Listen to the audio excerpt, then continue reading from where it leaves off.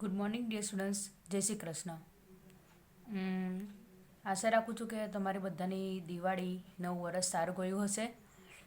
આવનારું આ નવું વરસ તમને શુભદાયી નીવડે તે પ્રાર્થના સાથે આજે આપણે પાછું સ્ટડી સ્ટાર્ટ કરીએ છીએ. આજે લાભ પાંચમનો દિવસ છે, તો ભગવાનનું નામ લઈ અને આજથી પાછું આપણે સ્ટાર્ટ કરીએ. લાસ્ટ વિડીયો દિવાળી પહેલાં આપણે chapter number 7 that means the population chapter complete કર્યું હતું.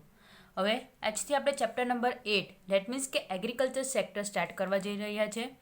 ચેપ્ટર નંબર 7 પોપ્યુલેશનના જે ક્વેશ્ચન આન્સર્સ જે છે તે હું તમને આ સેટરડે સુધીમાં સેન્ડ કરી દઈશ.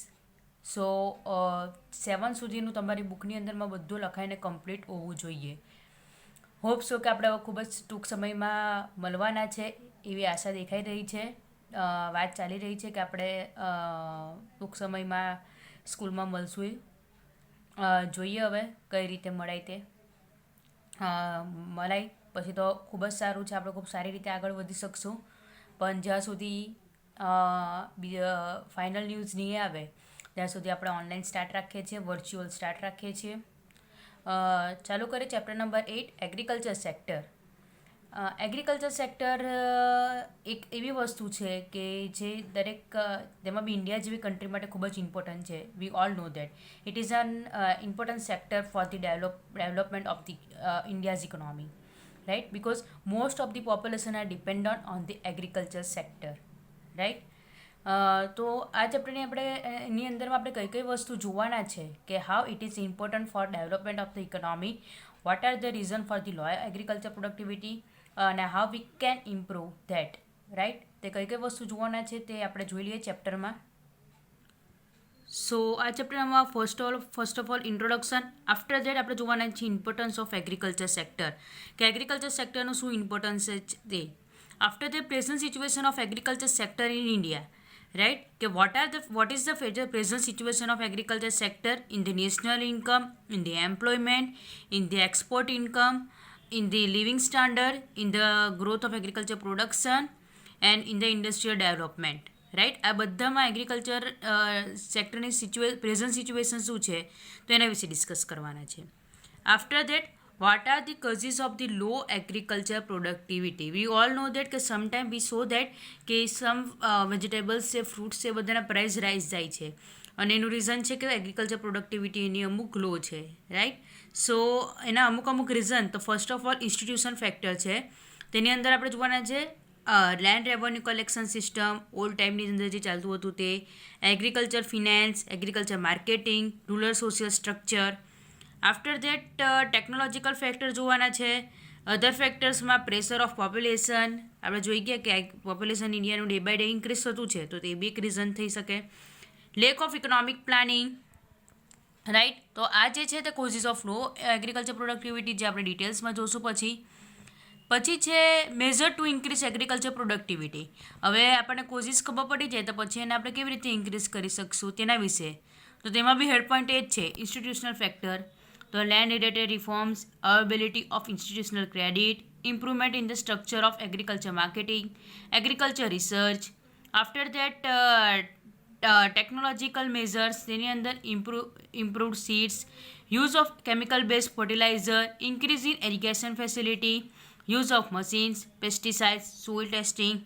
આ બધું આપણે થોડુંક સાયન્સ રિલેટેડ કે એટલે ટૂંકમાં થોડુંક આપણે એગ્રીકલ્ચરમાં કેવી રીતે આપણે ઇમ્પ્રુવમેન્ટ કરી શકીએ, રાઈટ? તો એના વિશે સ્ટડી બધું કરવાના છે.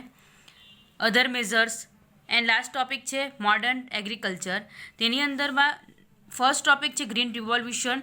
તે જ આપણા સિલેબસની અંદરમાં છે. જે પેલું કટડાઉન થયું છે તેની અંદર આ જે લાસ્ટ 3 ટોપિક છે multiple cropping, crop protection and agriculture research. આ 3 ટોપિક આપણે જે કટડાઉન થયા છે તેમાં નીકળી ગયા છે તો બી આપણે એના મિનિંગ્સને જોઈ જશું. પણ મોડર્ન એગ્રીકલ્ચરમાં એક્ઝામમાં પૂછી શકાય તો ખાલી ગ્રીન રિવોલ્યુશન પૂછી શકાય એવું છે ને ઇમ્પોર્ટન્ટ ટોપિક બી છે ગ્રીન રિવોલ્યુશન, એટલે આપણે જોઈ જશું. તો આજે આપણે ઇન્ટ્રોડક્શનથી સ્ટાર્ટ કરીએ. તો let us start with the introduction. So we all know that the agriculture sector is the primary and important sector for the entire world, right? It is a primary and important sector because it provides us, it's mainly provides us food grains, vegetables, etc. Right? Fruits કે જે જરૂર છે આપણને જીવવા માટેની જે એક main આપણને સર્વાઈવ કરવા માટે જે એક મેઇન ઇમ્પોર્ટન્ટ થિંગ છે તે એગ્રીકલ્ચર સેક્ટર પ્રોવાઈડ કરે છે. So it is the primary important sector for the all economy of the world. This sector is not only provides food grains, vegetables, fruits, but also provide raw material to the industrial sector also. Right? We all know that કે agriculture sector raw material આપણે cotton jute એક્સ્ટ્રાની વાત કરીએ તે શું provide કરે છે? Raw material પણ industrial સેક્ટરને provide કરે છે. એ આપણે આગળ જેમ જેમ જશું તેમ તેમ સ્ટડી કરવાના છે. The agriculture productivity of every country of the world is different. That gives production, employment and income generation in the various proportions. Entire વર્લ્ડનું જે એગ્રીકલ્ચર સેક્ટર છે બરાબર, એગ્રીકલ્ચર પ્રોડક્શન છે તે બધું કેવું છે? ડિફરન્ટ છે. અને ડિફરન્ટ એનું જે પ્રપોર્શન છે in the employment generation, in the income, in contribution of national income, extra production, એ બધું બી કેવું છે? ડિફરન્ટ છે. રાઈટ? સો એન્ટાયર વર્લ્ડનું એગ્રીકલ્ચર સેક્ટર નું પ્રપોર્શન કેવું છે? ડિફરન્ટ છે. જોઈએ આપણે importance of the agriculture sector.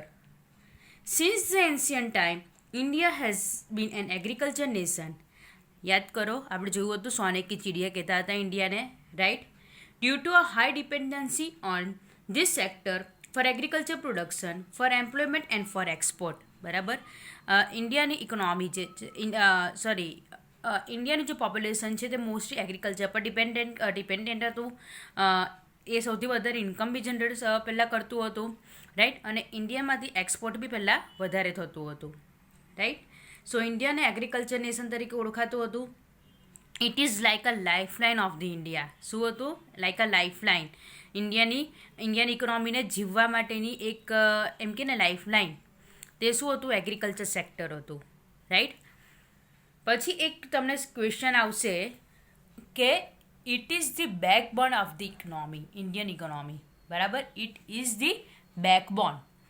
એ શું છે? Agriculture sector it is like the backbone. જો એ વસ્તુ આપણી બોડીમાં જે રીતે બેકબોન આવે એ જો તૂટી જાય તો આખી બોડીને ઇમ્પેક્ટ કરે. રાઈટ? કરે ને આખી બોડીને. આપણે ચાલી ફરી નહીં શકીએ, બેકબોન તૂટી જાય. બરાબર? તો એના લીધે આખા આપણી બોડીને ઇમ્પેક્ટ પડે. તેવી જ રીતે એગ્રીકલ્ચર સેક્ટર જો ફેલ થશે, રાઈટ, એગ્રીકલ્ચર સેક્ટર જો ફેલ થશે તો એન્ટાયર ઇકોનોમીને ઇમ્પેક્ટ પડવાની છે એની. બરાબર? એગ્રીકલ્ચર સેક્ટરમાં જો ચેન્જીસ આવશે તો એની impact entire economy, that is the industrial sector as well as service sector also affected due to this. Right? Due to the failure or success of the agriculture sector, the entire economy will be affected. So આ જે question છે તે તમને 2 or 3 માર્ક્સમાં explanation તરીકે પૂછાઈ શકે છે કે agriculture sector is the backbone of the Indian economy. Explain the statement. તો તમારે એની ઇમ્પોર્ટન્સની અંદર આપણે જે સ્ટડી કરી જઈએ તે લખવાનું છે તમારે. Indian economy is dependent on the agriculture for the various aspects. The then main reason being, if Indian agriculture sector fail to produce food grains, vegetables, fruits and flowers are not only affect but raw material which are cash crops and used in the industry are that also face. In that situation agriculture goods are not be available in the enough quantity.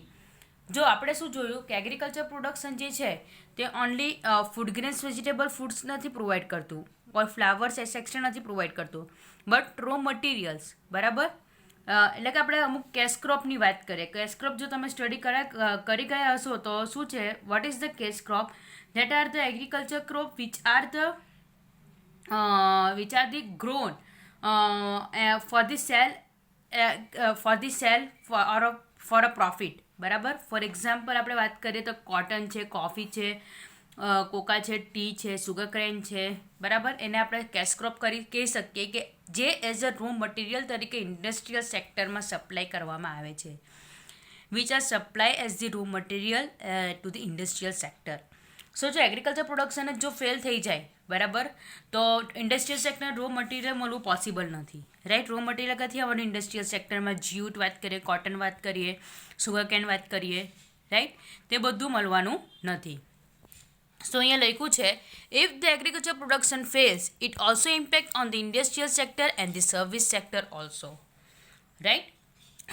જોઈએ બુકની અંદરમાં આગળ Therefore, they become costlier, which influence the life of the people. In addition to that, big proportion of Indian population, that is 68.8% population as per 2011 census, lives in the rural area.